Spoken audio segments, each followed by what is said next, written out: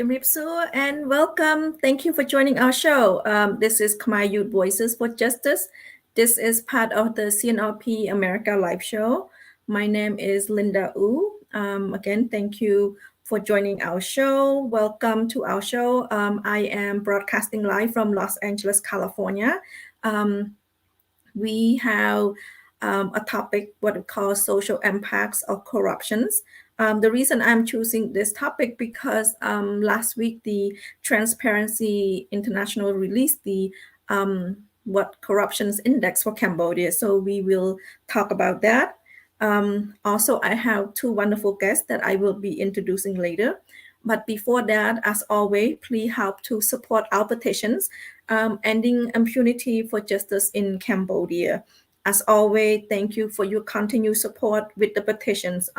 So far, we have 112,000 signatures, but we still going. The petition is still going. So please help to sign the petitions because in Cambodia, impunity still exists. So as of today, as of now, any day, because the regime is still not, is still continue to hurt and what we call backstage killing in Cambodia. The killing where you will never find justice for the victim. So please help to end impunity for justice in Cambodia. Together we fight to end impunity, justice for victim of state-backed killing in Cambodia. I have a short video clip by Her Excellency Musopur thanking our audience when we reach 10,000 signatures. So hopefully our number keep going up. Thank you. Let me look for that video and I'll play that. So thank you. រដ្ឋប្រហារថ្ងៃទី5 ទី6ជីវជាត្រូវបានខ្មាន់កំភ្លើងបានសម្លាប់នេះជាប់ពាក់ព័ន្ធនឹងរដ្ឋាភិបាលអ្នកក្រៅពីស្ថាប័នកម្មនេះត្រូវបានខ្មាន់កំភ្លើងបានសម្លាប់3គ្រាប់ការពីកដាលប៉ុន្តែអ្នកប្រក្រាក់បេះដូងលែងដើរដើមសគុតភ្លៀងខ្ញុំសូមថ្លែងអំណរគុណទៅដល់បងប្អូនដែលបានចូលរួមចុះហត្ថលេខាលើកញ៉ាត់យុទ្ធនាការបញ្ចប់នៃទណ្ឌភាពនៅកម្ពុជាតាមនិយាយទាំងអស់ពីពិភពលោកបានចូលរួមធ្វើនៅកាតព្វកិច្ចដ៏សំខាន់មួយពិសេសយុវជនដែលបានចូលរួមញ៉ាត់បញ្ចប់នៃទណ្ឌភាពនៅប្រទេសកម្ពុជារបស់យើងហើយក៏ជាលើកទី1នៅក្នុងប្រវត្តិសាស្ត្រដែលបងប្អូនខ្មែរទូទាំងពិភពលោកអាចមានឱកាសចូលរួមស្វែងរកយុត្តិធម៌ជូនអ្នកដែលបានបាត់បង់ជីវិតទៅហើយនៅពេលនេះញ៉ាត់យើងបានជាង 100000 ដែលញ៉ាត់របស់យើងគឺមានចំនួន 100000 ជាងហើយមិនដែលមានញ៉ាត់ណាមានខ្ពស់ដល់ប៉ុណ្ណឹងហើយនៃទណ្ឌភាពនៅប្រទេសកម្ពុជាដែលយើងចង់បញ្ចប់គឺករណីសម្រាប់ដោយរដ្ឋដូចជាករណីលោកជាវិជាករណីលោកស្រីពិសិដ្ឋលក្ខណៈចាក់នៃលោកករណីលោកឈុតវិធីករណីនៃបដិជនសុនប៊ុនធឿនបានសម្លាប់ទង្ពាលទៅលើពលរដ្ឋទៅលើអ្នកចេះដឹងទៅលើអ្នកដែលឈឺឆ្អាលរឿងប្រទេសជាតិរឿងនយោបាយហើយបន្តប៉ុណ្ណោះគឺយើងនឹងស្វែងរកយុត្តិធម៌នៅក្នុងប្រទេសកម្ពុជាទៀតមិនឲ្យមានការកាប់សម្លាប់ប្រជាពលរដ្ឋក្រៅប្រព័ន្ធច្បាប់នោះទេដូច្នេះយុទ្ធនាការនេះគឺជាយន្តការអន្តរជាតិមួយដើម្បីជួយរកយុត្តិធម៌គាត់តាមរយៈអន្តរជាតិដើម្បីយើងប្តឹងទៅតុលាការអន្តរជាតិជួយរកភាពយុត្តិធម៌ជូនអ្នកដែលបានបាត់បង់ជីវិតអ្នកដែលយកបានមកចុះហត្ថលេខាជាង 100000 អ្នកនេះគឺយើងយកទៅអង្គការសហជីវជាតិដើម្បីទាមទារឲ្យអង្គការសហជីវជាតិដឹងថាត្រូវតែមានការស៊ើបអង្កេតឯករាជ្យលើករណីទាំងអស់នេះលុះត្រាតែបងប្អូនយើងទាំងអស់គ្នានៅក្នុងស្រុកនិងក្រៅស្រុកចូលរួមឲ្យបានច្រើនបន្តនៅយុទ្ធនាការបញ្ចប់នៃទណ្ឌភាពនៅក្នុងប្រទេសកម្ពុជាដូច្នេះសូមបន្តចុះញ៉ាត់ឲ្យបានច្រើនគ្រប់គ្នាបន្ថែមទៀតហើយខ្ញុំសង្ឃឹមថាពុកម៉ែបងប្អូននឹងបន្តចុះញ៉ាត់អនឡាញនេះបន្តទៅទៀតដើម្បីឈានទៅរកយុត្តិធម៌ជូនដល់ជនរងគ្រោះឲ្យបញ្ចប់ពីទណ្ឌភាពនៅប្រទេសកម្ពុជាដោយគ្រាន់តែបងប្អូនមានត្រឹមតែទូរស័ព្ទដៃមួយគ្រឿងនេះគឺជារឿងអស្ចារ្យមួយនៅក្នុងសតវត្សទី21នាសម័យបច្ចេកវិទ្យានេះយើងរួមគ្នាបញ្ចប់នៃទណ្ឌភាពដើម្បីយុត្តិធម៌នៅកម្ពុជាចូលរួមបញ្ចប់នៃទណ្ឌភាពដើម្បីយុត្តិធម៌នៅក្នុងកម្ពុជាយើងចូលរួមបញ្ចប់នៃទណ្ឌភាពដើម្បីយុត្តិធម៌នៅកម្ពុជាទាំងអស់គ្នាយើងរួមគ្នាដើម្បីបញ្ចប់នៃទណ្ឌភាពនៅប្រទេសកម្ពុជាដើម្បីបញ្ចប់នៃទណ្ឌភាពឲ្យមានយុត្តិធម៌នៅក្នុងប្រទេសកម្ពុជារួមគ្នាបញ្ចប់នៃទណ្ឌភាពដើម្បីយុត្តិធម៌នៅប្រទេសកម្ពុជារួមគ្នាបញ្ចប់នៃទណ្ឌភាពដើម្បីយុត្តិធម៌នៅកម្ពុជាសូមបងប្អូនចូលរួមចុះហត្ថលេខាលើញ៉ាត់របស់យើងដើម្បីបញ្ចប់វប្បធម៌នៃទណ្ឌភាពនៅប្រទេសកម្ពុជាដើម្បីរកយុត្តិធម៌ជូនទៅដល់អ្នកដែលរងគ្រោះចូលរួម បញ្ចប់នីតិរដ្ឋភាពនៅក្នុងប្រទេសកម្ពុជា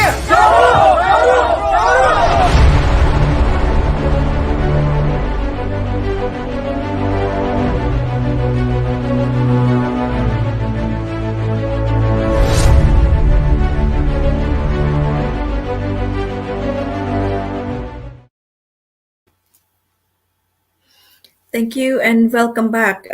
You just saw the thank you video from Her Excellency Muksuhur. Thank you especially that helped to sign the petition. The petition is at change.org, ending impunity for justice in for Cambodia. In Cambodia, sorry, it's for ending state-backed killing, especially at change.org. And like I said, the petition is still going on. We are looking and seeking for 500,000 signatures. So far, we have 112,000 signatures. So please help to sign the petitions. Also, I have two requests. One of them is a petitions at actionnetwork.org. This one is an open letter to President Biden regarding U.S.-ASEAN summit that you all aware that Hun Sen is the chairmanship of ASEAN.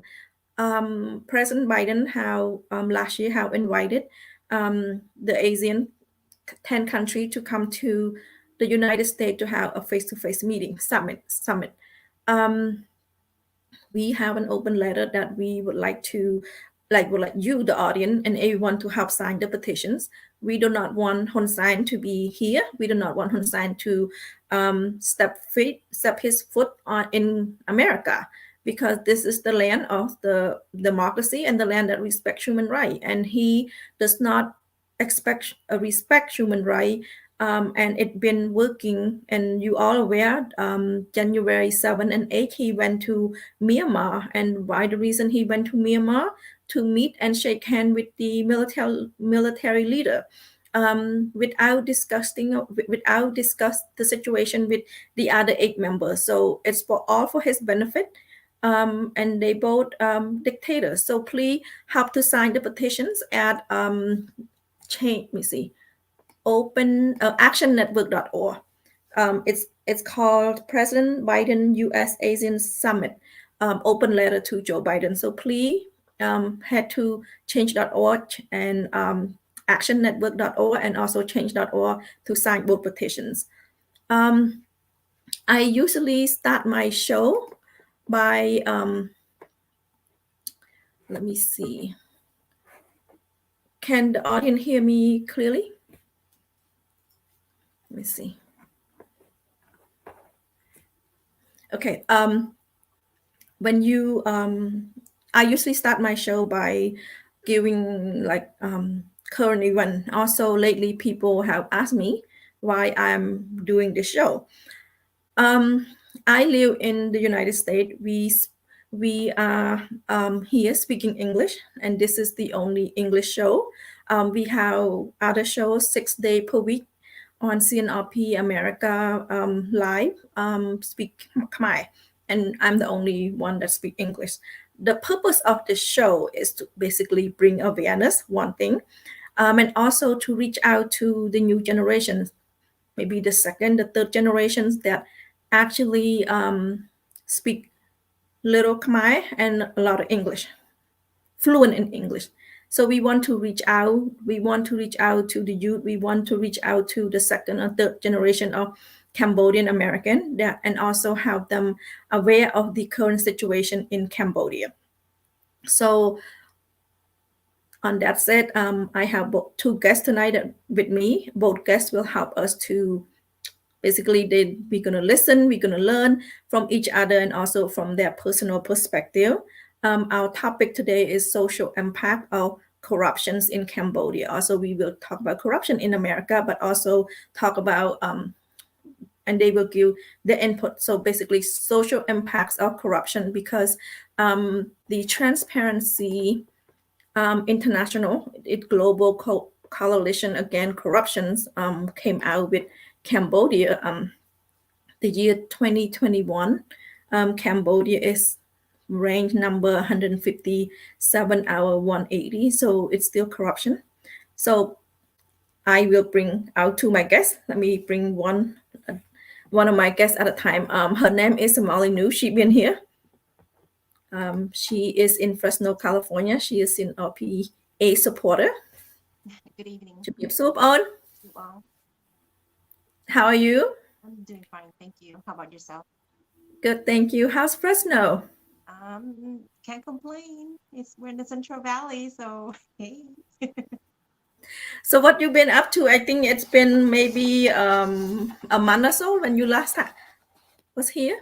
I've been lay low most today. Lay low. No, I've been out on leave actually.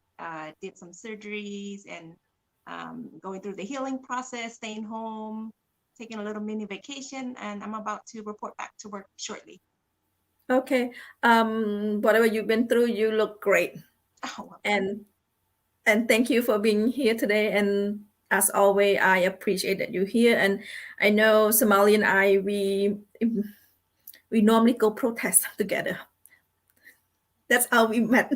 Yes, that's how we met. That's how we met, yes. So let me bring my second guest out. His name is Visna. You can call him Vin. Well, he is currently he's a real estate agent, but I'm going to introduce him, and he can tell our audience about himself. Okay. Vin. Hello, okay. How you doing? I'm good. I'm good. Doing good here. Okay, Vin is a real estate agent. He is from also Fresno, California. We have Fresno in the house. Can you tell our audience, this is your first time, can you introduce yourself and tell our audience a little bit about yourself? Okay, that's yeah, correct. This is the first time this forum here. I appreciate the invite, and I appreciate the forum. Basically, future generation needs to hear and discuss issues moving forward. So a little bit about myself. I grew up in Fresno here. Went to Fresno State. After graduating high school, I served in the Army.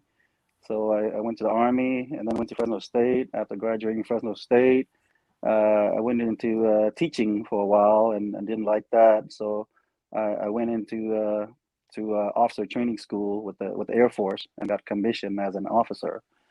So I served with the Air Force for 22 years. And I'm retired U.S. Air Force with the rank of a major. I guess in Cambodia, that's equivalent to the 04, the Sapbuan, I think. And then, now I'm back in Fresno because Fresno is where family is, and now I'm a licensed realtor with Century 21 C. Watson. So if you're looking for buy, sell property and investment, and just any advice on financial stuff like that. So yeah, give me a ring, call me up. So love to discuss with people. Thank you, Win. And I always invite my I guess audience, everybody. Hello, Sam Noon, and hello, Som Score Mui, and everybody that, and also Chandra Rama. If you would like to be on my show, please let me know. Why do you being here today? Why you agree to be here today? For me, I just want to, and we're at that stage, so I think I have some knowledge to share, and I just want to share that knowledge, with the future generations. And I'm open. So anything you want to discuss, I don't represent any as of now. Like I said, I'm retired, so I don't represent the government. I don't represent any other agency. So what I share is from my perspective, from my experience, and my opinion. So I love to share what I've learned through experience. So and some of my downfall too, if you need be, so that you can learn from me and then make sure you improve yourself in the future. Yeah. I have my audience just ask me, if she doesn't have money, how do you give advice to her? She need financial advice. I don't have money. Yeah, she doesn't have money. How do you give advice to somebody? Money doesn't just come to you. You got to work hard at it, and the idea is to to work hard and invest that money and make that money grow, so you don't have to work later on in life. So you don't have to work until you're like, I mean, people right now with crypto investment, Bitcoin investment, young people, they retire 30, 40 right now, living off what they have. So. Nope. Thank you, Vince. I will call you up. So just like my audience, some score more. He or she doesn't have money. I don't have money, so I need an advice as well. Well, definitely, financial is important. To be financially stable is important. But the point is, you don't want to work until you're 65 or 50 or 60, and then you have nothing to show for it out of all that work. So you want to be able to live a life. If you can live a life now, as the saying goes, I mean, you only live once, but sometimes you have to have a plan in place so you can establish yourself and have income coming in that you don't have to work. That's the idea. That's the idea with real estate investment too. That's why I mentioned the real estate investment. So you can have a passive income coming in without having to work. Thank you, Vince. Well, not that hard anyway. And thank you so much. We just messing around with you. How you gonna answer us when we have no money? And thank you, Somaly, for being here, and thank you, Win, for being here. Our topic today is social impact of corruptions. Win's gonna. I know, Win, you've been to Cambodia, and also Somaly been to Cambodia. So we will chime in a little bit what's going on in Cambodia, and also we will share our experience, both of us, because we all in America. So we share a little. So that way, our next generation, they know America for sure, but they might not be able to go back to Cambodia yet. Like for the youth, either my age or younger than my age, I know they're working, they're building a family, finishing school. So we'll touch base and tell them what's going on. So let me bring and share the screen a little bit. No, I don't have to share the screen. This is from Transparency International. It came out last week that Cambodia is 157 out of 180. So Cambodia is continue to be corrupted. I think I have a, let me see. I think I saw earlier a bar graph.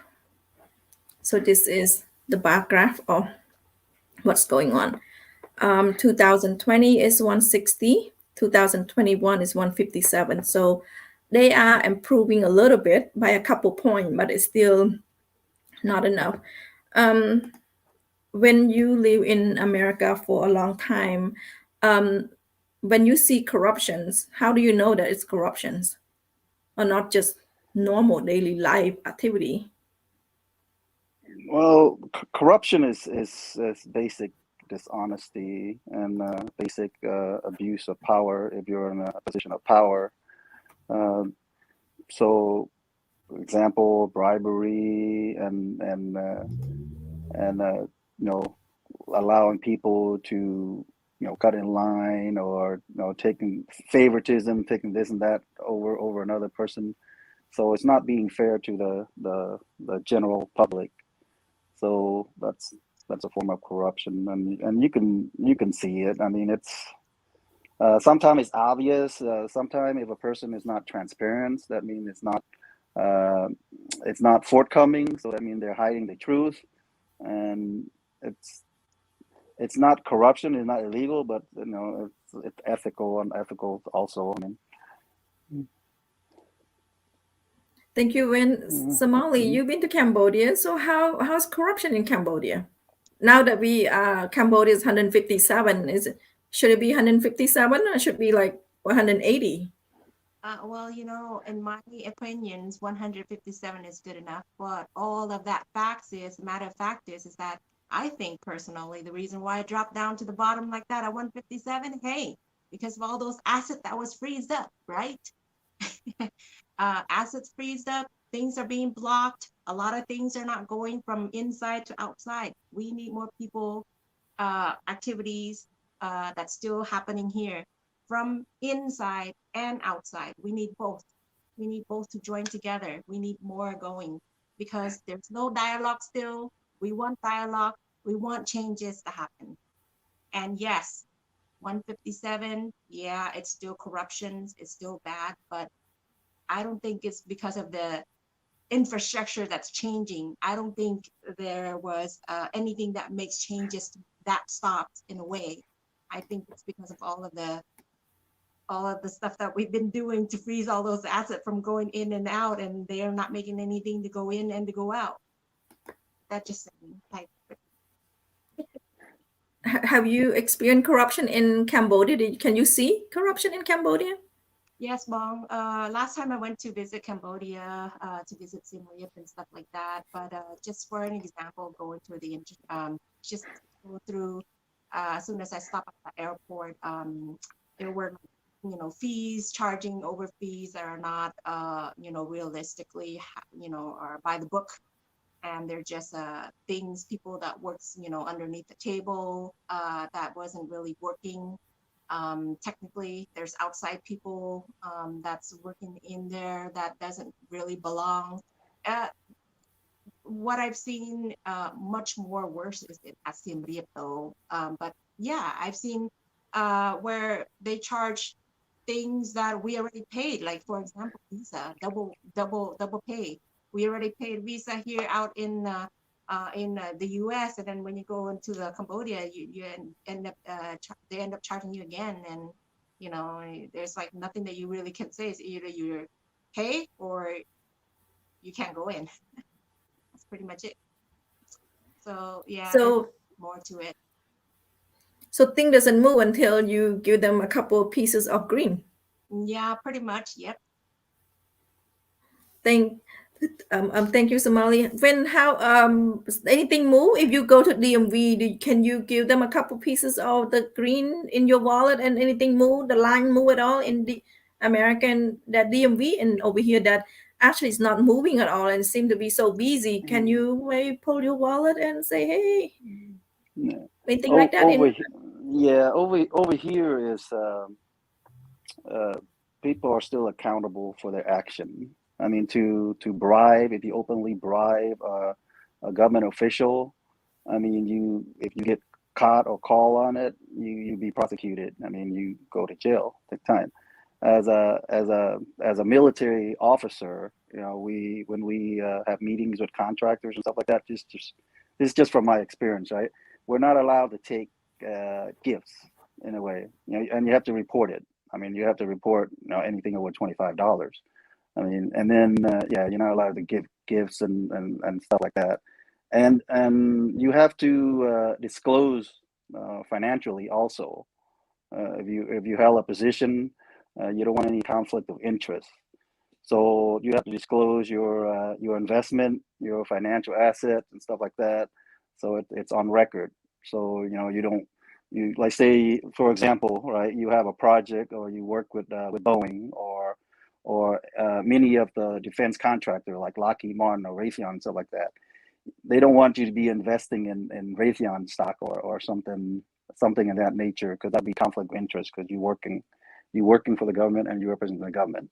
Now in Cambodia, it's less transparent, right? It's more under the table, and I'm doing this. Maybe they're openly corrupting. I mean, because there's no punishment, there's no accountability, because they get the backing from the leadership, the boss, the government. So there's no prosecution.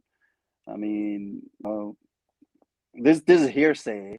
I know people that might actually pay to get a job in a certain position, right? So they can have ability to collect money or to get money for you pay to get a job at a position, so you can actually get bribery and stuff like that. That's just hearsay. I don't experience that. And one experience, I was fortunate enough to as part of my job in the Air Force, I was fortunate enough to can you hear me? I'm hearing that. Yes, Okay. I can hear you. Mm-hmm. Yeah.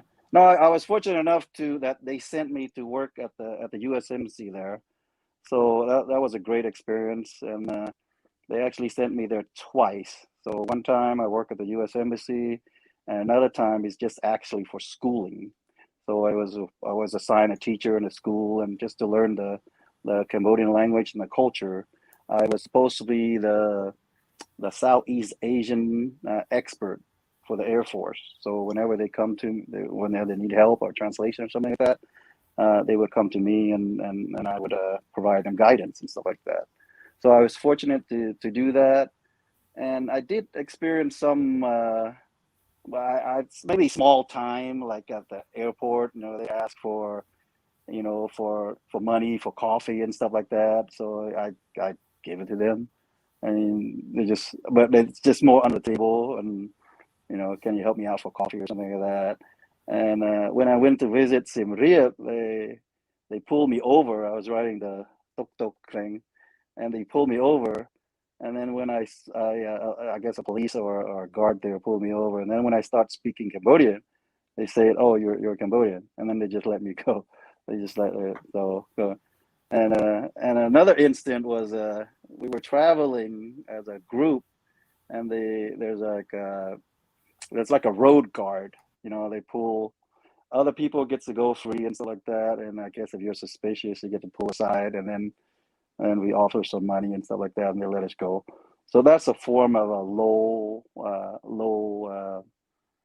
I guess low level corruption. But if that adds up, right, that the low level, it keeps adding up. People will eventually lose trust in the government, in the system, and in the police force itself. While I was over there, I didn't hear anything good, not anything good about the police force.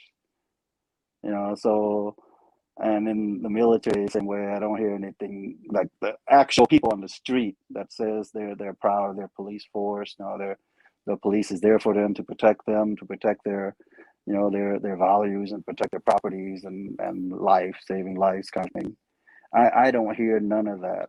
So I just hear bad thing, So it's an assumption that people there believe that the system is corrupt.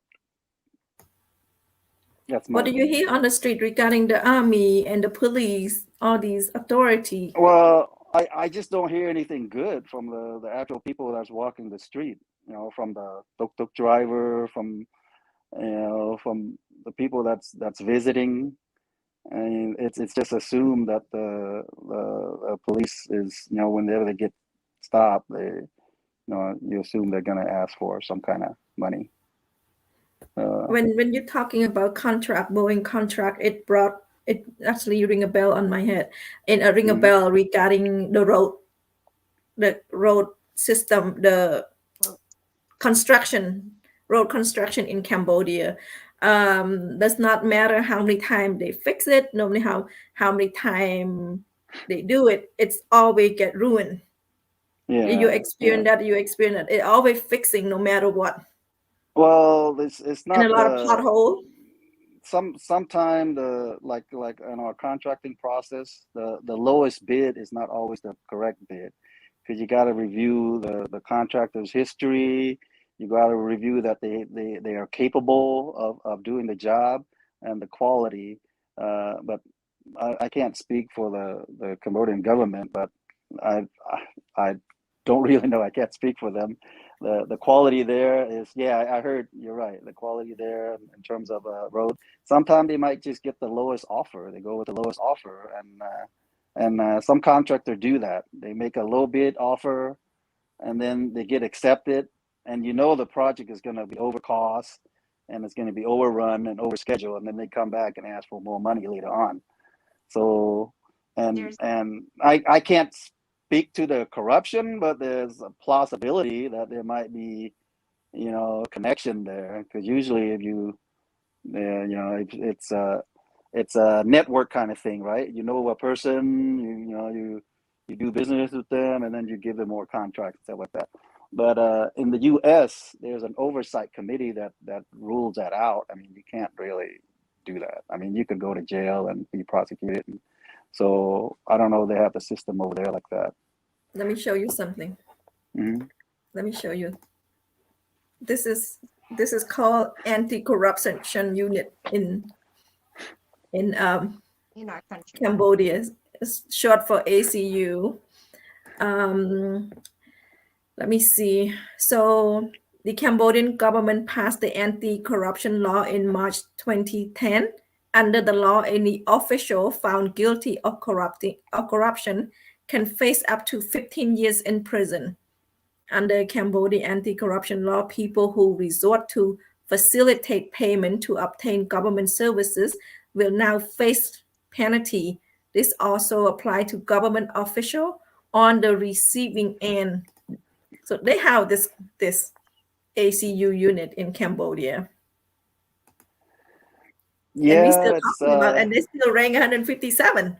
I think I saw that. I think I saw that that department, but I would love to know like whether I would love to know their performance, their results. I mean, is there a investigation? Is there a case? Is there how many people did they capture? How many people go to jail? I would love to see that results of that anti-corruption unit. You know, how much did they investigate and what's the results of it? I mean, so sometimes it's just you know, a facade. They call it a facade. It's just like they put out front there, hey, we have an anti-corruption unit, but who knows what they're doing there. So it's like yeah, I'd like to see results. Somaly, any input on the corruption units in Cambodia? Just don't believe in in that facility. I just don't, because you just previously showed all of those rank that got pretty much exposed, and yet they're still living a luxurious life out there. You see? Yeah. And plus so those I don't believe in their systems. It's not just the people inside the country, it's also people like me that are in the third world country that are also not believe in that type of systems. You want the number, you want to see their performance. Trust me, Vince, they probably can give it to you. Great number. They can produce that. Matter of fact, they can use it as a fact. But when you see things happening all around the world, when you see Radio Free Asia exposing all of this corruption, and yet they're still living in a luxury life in a matter of all this wealthy that they have, and yet they did all this wrongful thing and they're not in jail and behind bars. What is that telling you? I don't trust in that for infrastructure. Let me show you the dirtiest dozen video. Let me see if I can find it.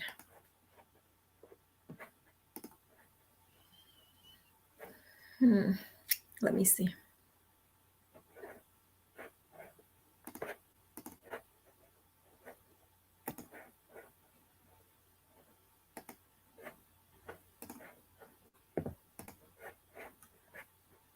Okay, so we can see who the dirtiest dozen in Cambodia.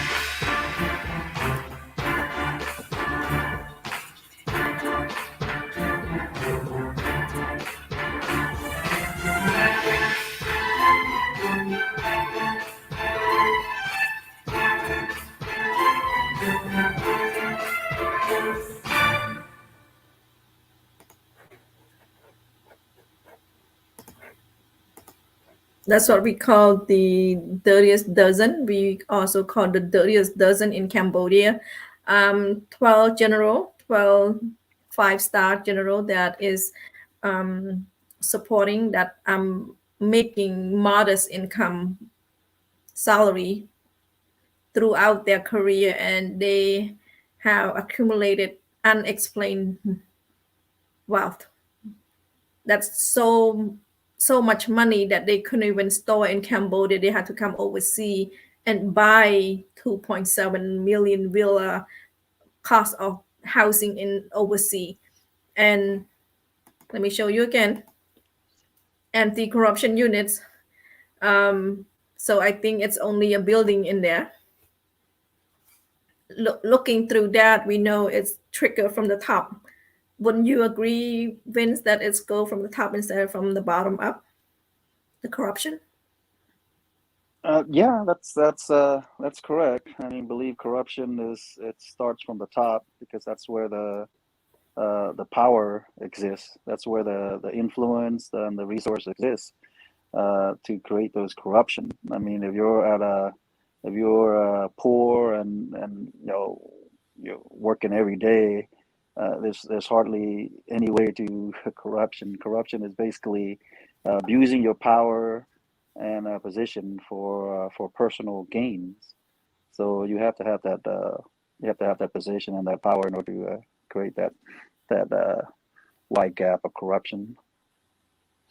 Yes, according to video, Human Rights Watch referred to this man as the Cambodia Dirty Dozen. I believe 3 of them have been sanctioned by the Global Magnitsky Act. Basically, asset frozen, visa blocked, not coming to overseas. So these men in uniform helped Hun Sen and his party eliminate all political party opponent, and also dissolve the main opposition party, which is Cambodian National Rescue Party. These men, like I said, served in government position all their life. They have modest salary throughout their career, but each of them have so much money.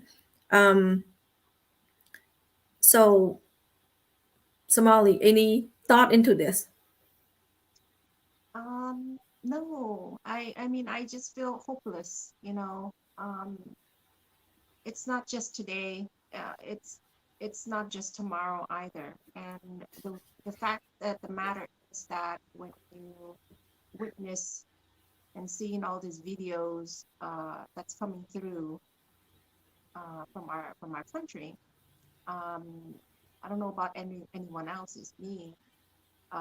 You just want to do something about it. It doesn't matter if you are a retired military. It doesn't matter if I'm a healthcare worker. We all have that Khmer blood with us, right? And we don't want to see our country face to the point where we feel like we regret not doing anything. If it's influenced by communism and there's no changes, I have no hope.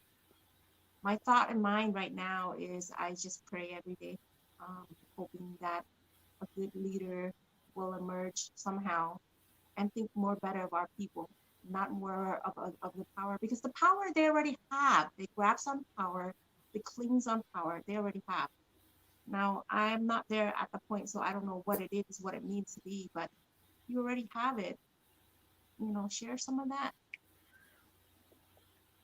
Why can't you just share some of that? You already have it. Yes, and that's not just the 12. There's many more from the top down, and both of you, Vince and Somaly, you witness it, and you said it yourself. As soon as you step your feet on the ground, from as soon as your airplane land at the airport, you get asked for money to do this. And if you in Cambodia, normal citizen cannot just nothing is, it's like a wheel, nothing move like a wheel. It's like it stop, you need to give them some cash, and then it's keep going. And that is the experience that ordinary Cambodian experience every single day, and it just keep going. And they come to be come to know that, this is life. This is life. And as a woman, and Somali, we need a lot when something, um, we need a lot of services. We need service for our children, service for ourselves, and also the service for our parents as well. When corruption like that, how do you describe it? What happened to the service? There's just no services that would pretty much provide to us, and we don't have access to the right healthcare system as women. We need our OBGYN. We need mental health, status institution where we need help mentally. We all go through physical emotions, depressions. We have to cope with our COVID issue. How do we cope with inflation now? If we don't have that type of access, it draws us to the part where mentally exist, emotional issue exist. And so I wouldn't be surprised if we all turn into, somebody that are not ourselves and end up killing more people because we don't have access. Um, I just don't want to think the worst part of that. I don't, because there were just, a lot of issue. We have a lot of sex trafficking. We have a lot of child abuse on top of corruption, on top of each other. So I want to think positive. I want to think positive about our government in our country. I really do want to think positive. But where we're going right now, and I just review some of the oldest footage, video from Hun Sen's son, Hun Mani. He had mentioned there was questions and interviews that we have, here in our third world country, and his answer was so good, but he's not showing transparency. There's just no transparent things about his answer. He said to be a good leader, you have to have an open dialogue. There's misperception from us here, from our third world country to his country. We need to have a good communication. But yet, he said there has to be a good open dialogue. And yet, they're closing all that. They're not having any type of open dialogue. So how are we going to be able to communicate? If there's no open dialogue, we can't communicate. And you don't want to shut us Cambodian bloodline here from a third world country back into our country. We want better for our country. This live streaming show is all about, it's not only showing the demonstration here in America to show it to our country, to put to the people in the world, but also it's a process improvement also as well. Because we're not God, we're only human beings. We all make a mistake, but don't repeat that mistake. You learn from that mistake. Give other people chances. If you have to accept your accountability. If other people says, hey, you're doing wrong, start questioning, asking yourself, well, what are you doing wrong? And don't think yourself that you're always right all the time, because you're not. Because if there's other people that says, hey, you're doing something wrong, open to it. That's all I have.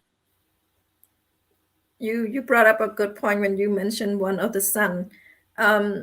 There's many people in Cambodia that was able to get out of the country, and because of their family, because of their money that they have, able to get education overseas, and then they go back to Cambodia.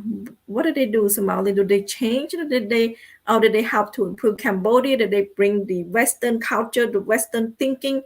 And what happened?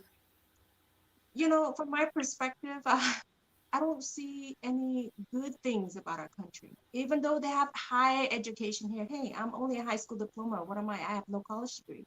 But that's okay. I have a reason behind that. But like they said, having college does not define who you are, right? If you have a higher education, do something about it. You seem to be so smart. Why can't you do something about it? So the question is, what is the motive behind that? What is the motive behind that? If you're so smart, and yet your country is still in the bottom of the poor, country, the poorest country, the baddest corruptions in the entire international world. You see that, you want to improve that. How do you improve that? Give us your motive. Like, how are you going to change that? And make us believe, make our people believe, not just a puppet show. Thank you, Somaly. When you have experience, you were born in Cambodia and then you moved to America and you went to school and you went through the armies and stuff. This show is supposed to be for the youth. What did you advise to our youth that listening to our show, or the parent of any youth that listening to our show? What's your advice to them? And for what you've gone through high school here, you went to the military. What's your advice to the youth in America or overseas? Yeah, my advice is don't let your past dictate your future. You're right. I was born in Cambodia. I went to the refugee camp in Thailand, and I didn't get to the U.S. until I was 10 years old. And then I started the 5th grade, and then I was fortunate enough. I mean, during my time growing up here in Fresno, there's a lot of gang issues and a lot of kids moving to gangs and stuff like that. But I was fortunate enough to meet good teachers, and I kept doing the work and get good grades. Good counselor and good friends that guide me through a path that I was able to go to college. I didn't know anything about college because my parents they're not educated in Cambodia.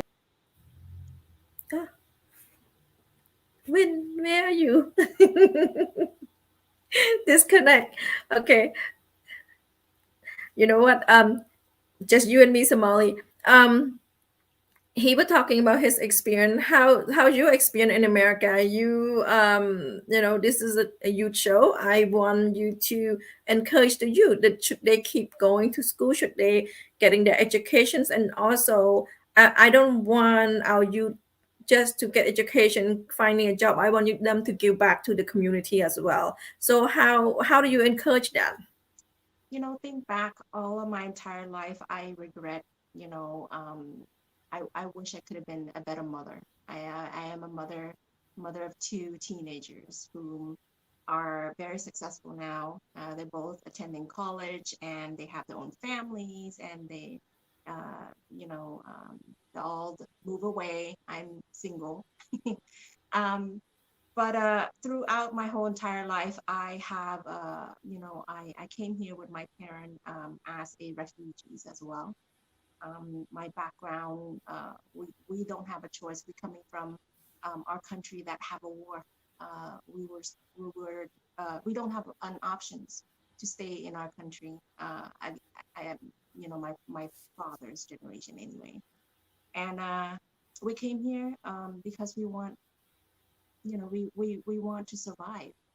And now that we came here to America, America is my country. And my country alone, Cambodia, is also my country. Even though I'm not born in Cambodia, I was born in Thailand because of the refugees thing, during that time. But my parents have always taught me and told me and advised me of the history of the generation line and what they have been through. And because of that fact, that's why I'm here today. My father had been preaching me and advising me and alerted me of every situation. But I myself, with my generations, I raised my child as an American. Although I didn't preach very much about my country, but I wish I could have, because witnessing things that's going on right now, I wish my recommendation for our youth is that they needs to know how lucky they are, being here in America. Because when you witness Khmer, they're beggar, and they're not young. You witness young, you witness aunt, an uncle type situation, and even a grandmother 80s, in the 70 years old, still working with their bare hand, and they're begging just to get some, pennies and dimes, to go back home and raise their grandkid, you know. and you don't see Chinese people. I mean, I don't want to be biased here, but I'm just saying from my perspective and what I see and witness. I see in my own blood, my own people are begging. And this is not in the industrial area either. This is straight right in the heart of the city in Phnom Penh, and I've seen a lot of them also in Siem Reap. So recommendation for our youth is grasp on education that you can from the free education that we get from the United States here in America that was provided at no cost to us. Where in our country they don't have that privilege. There was no privilege. You have to have money to do anything in our country. Nothing is free over there, which that's why I believe in our Constitution here in America. And that's why I want our country to have that type of good infrastructure and remain to grasp on and clings on those type of units that we know that it's not there yet. But how can we get there is the question. So it relies on youth now, like us here now. We're trying to create a process improvement. We're trying to alert and show awareness that we need more people to understand what's going on in our country. And let alone, don't be too selfish either. Just because you're here in America and you define yourself as a United States citizen, but don't forget your originality and your parents' originality, where they come from. And learn, get your education, and then help make that improvement. Like try to figure out, hey, what happened to my country? When you go visit there, look at their whole infrastructure line, like their policies and procedure and their regulation. Are they about the people, or are they about to just throw out that law just for their advantage, for their higher up advantage? If you're in the law students and you go to visit our country and you see that the law that you have studied is not working well in our country, hey, what is that telling you? Well, at least give that type of heart a question, right? A question and answer, and go visit and then do something to make a difference. Something that you can do, it's better than nothing is what I said. Something is better than nothing. So again, here I am, a healthcare worker, only define myself as a high school diploma graduate, but I am getting my education out there in the long run in the future, and hopefully I can, be some more help out, hopefully in the near future. You mentioned that you have children. What is your suggestion to your children so that way, when the older people no longer here, how much involved do you want them to be involved, and how much do you want them to know about Cambodia? If my kid were to see this video, I wanted them to see everybody's in this video, not just myself, because I informed them what I'm about to do. And I told them, I said, if I can get one chance to make our country, to have a changes happen.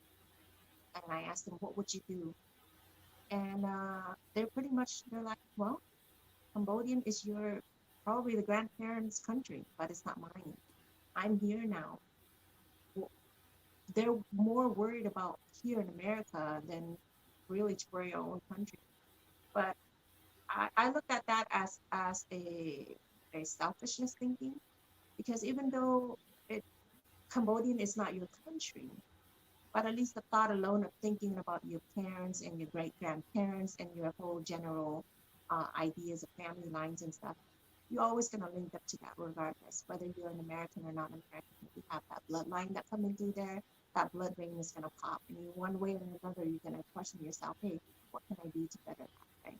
Just like you're over here every day when you watch, there was a news on about Cambodian, this and that, you're going to feel you don't want to be an outcast.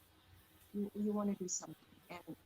And for me, I've done that part to satisfy my logic and to help satisfy my father's purpose. So Thank you, Somaly, for sharing that. When you were in the middle of encouraging the youth, what are they going to keep going? How would you encourage them, and how, like I asked Somaly, we are very passionate about Cambodia because we been there, we see it but the new youth, the not you, the younger youth, they really involved in this country. How do you encourage them to actually get involved with us? I'm not old enough, but I'm with us, with you, with Somali. How do you encourage them to actually open their eye and see, there's another part of them in Cambodia? Yeah, it's sometimes it's up to us too, as I guess the elders call ourselves elders now, as a older generation, and up to the parents too, to make sure we continue our culture, our custom, and introducing the Cambodian language, and maybe take their kids to go visit Cambodia or something like that. But my advice to the youth is, if they're in the United States, I mean, the United States is still the land of opportunity. I mean, we're free. I mean, you can start up. I mean, if you're in Cambodia, you have to come from a wealthy family, or have some kind of network and to move up in the social ladder. In the U.S., I mean, you can start out from nothing. I mean, our family started out from nothing. We came down and nothing, back, and I was able to go to school, college, and graduate. And I was disappointed I didn't get, promoted. I was only retired as a major, but I mean, a lot of people think that's good, but I want to be more than that. But due to time, then due to the drawdowns of military personnel, I wasn't promoted. But that's okay. I mean, that's part of it. But my suggestion is to keep, to work hard. I mean, it is a land of opportunity, and there's a wealth of information. Either YouTube, if you want to learn a skill, YouTube, or take me for example. I mean, I'm open. I mean, if you're a willing student, I'm open to teach you what I know and stuff like that. So there's other people out there that are generous with their time and their experience, that's willing to share their knowledge. So take advantage of that. Just get out there and determine what you want to do, and then there's always opportunity out there. Just don't give up. Don't give up on because people run through obstacles, circumstances. Don't make excuses. I mean, if you want to make money, there's money out there. I mean, if you want to do a certain skill, a certain job, become a police officer, become a whatever you want to do. I mean, there's opportunity out there. So get at it, and there's help. I mean, if you don't have money, you can work part-time, apply for financial aid, or do this, do that to help do your school and stuff like that. So. And if they want to learn about Cambodia, we're here to help them. And what you said is correct. It's on us. It's on us to encourage them to care about Cambodia, even though they born here. But we come from Cambodia. I mean, Somali been to Cambodia. She wasn't born in Cambodia, but we all have Khmer blood, like we said. And it's up to us. It's up to Somali. It's up to Win. It's up to me to encourage our kids to care and concern, because there's many people that been overseas, outside, living the life in America, that know what is democracy and experience the respect of human right. I've been out of Cambodia for 40 and 50 years. So of course their kid is like 40 or 30 right now. And that need to look at Cambodia's. If you're looking at Cambodia right now, we in Cambodia have one leader for over, I think, 37 years right now. One leadership in Cambodia for 37 years. And for us living in America, that is just unacceptable. That just unacceptable at all. And our kid need to understand that our kid see, in America, in other country, that they change leadership, and the opportunity in America is there. When Vin said going to school, and Somali said the opportunity is there, but in Cambodia there is no opportunity for the kid that doesn't come or born in a family that have money. People that live in a farm, they don't have that opportunity. They don't have the ladder to climb. They try their best, but at the same time, go to school costs money because of corruptions. If you sick, nobody gonna take care of you. You go to the doctor, they would ask you how much do you have, and that's what corruption costs. Corruption costs normal, ordinary people to that. What hurt the most is normal people. The system doesn't run by itself. The system run by you open your wallet and telling them, and they will tell you this how much it costs for you to, when you sick, they tell you how much it costs in America, in Australia, in Canada. The hospital will treat you first. The hospital will make sure you well before they even release you. And if you don't have money, the state will take care of it. And that's to the people level. And like Vin said, and when it's contract, there's oversee anti-corruption unit in America overseeing the contract, make sure it's there's no loose end. And in Cambodia, the top get bigger, the bottom gets smaller. Yeah, and we actually yes, have an independent inspection team that actually go inspect the contractor to make sure they're not abusing the worker. The worker has provided or taken care of. And even if we have contractors with those that's oversee contracting with the U.S. government, they have to follow human rights guidance and be in compliance with U.S. laws. And there's actually an independent agency that goes actually inspect and review that to make sure they're in compliance. So. Yeah, that's what we have over here. And you know what? We are at 1 hour. I know you guys probably didn't watch the clock, but I do. And thank you so much for both of you for being here to talk about corruptions, and thank you for giving me your 1 hour, giving CNRP-A the 1 hour to discuss like when you experience and Somaly you experience help us understand how our hopefully I'm hoping our next generations, our current youth right now will listen and will pay attention. And we all said it's up to us. It's up to us to tell them. It's up to us to encourage them that, as a Khmer, we have to care and concern about the other side of the country, because that's who we are. And we want them to concern. We want them to know. For me, I want them to know that when they cross the oceans, there's are people that look like them, a whole country that look like them. And that's important. Thank you very much. Yes, thank you for the opportunity. Thank you for allowing me to share my opinion and perspective on this topic. Appreciate the time. Thank you, Win. Any last minute idea, anything, Somaly? Anything come up while we talk before we close? No, I just wanted to tell all the people all around the world that yes, some help better than no help.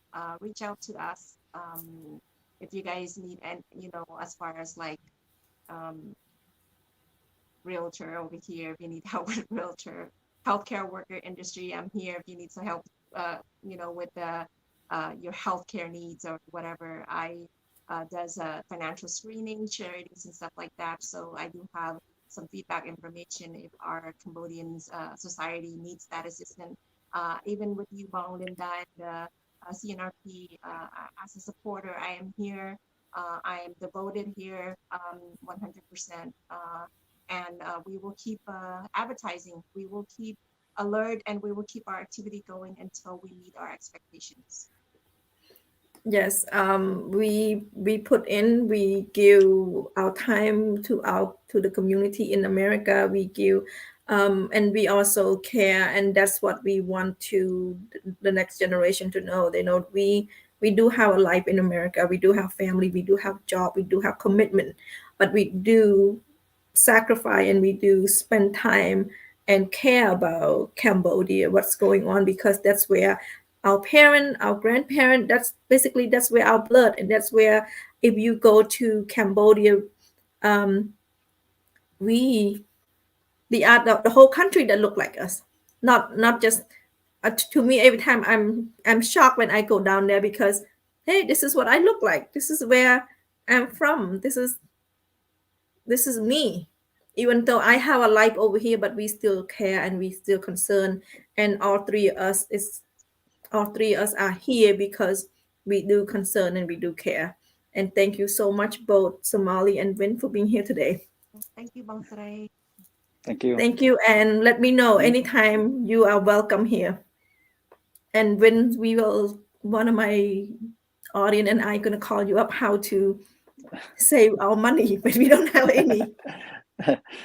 Definitely. Yeah. Anytime. Appreciate it. Thank you. Thank you so much, both guests. Bye-bye. Thank you everyone for watching us this whole time. Thank you so much. Again, my name is Linda Wu. Our discussion is social impacts of corruptions. When we Cambodia is 2020-21 ranked 157 out of 180, so it's still corrupted. And who affect the most when the country corrupt? Normal citizen, from basic need like healthcare, medical. And you know already that when you go to Cambodia, the minute you land in Phnom Penh or Siem Reap airport, money need to be flying out of your wallet in order for you to even get anything done in Cambodia. So it's a system, it's a chronic system, and the issue is from the top down. And in order to solve that issue, is really to solve from the top down as well. And both of my guests, Somali and Win, share their experience. They both in Fresno, California. So thank you. And thank to my audience that being here. Let me know if any of you, Lisa Chim, Sam Moon, Chandra Rama, anyone want to be with our show to share your experience, to motivate our youth. Like I said, when I go to Cambodia, I can see the whole country that look like me. And at the same time, that's something that we want to teach our children, the next generation, to care about Cambodia. And that's why we all here. So thank you so much, our audience. See you next Tuesday, and hope you have a good week, a good weekend. And if you in America, have a good evening. If you in Cambodia, good morning. Wherever you at in the world, have a good day or good evening. Thank you so much, and see you next week.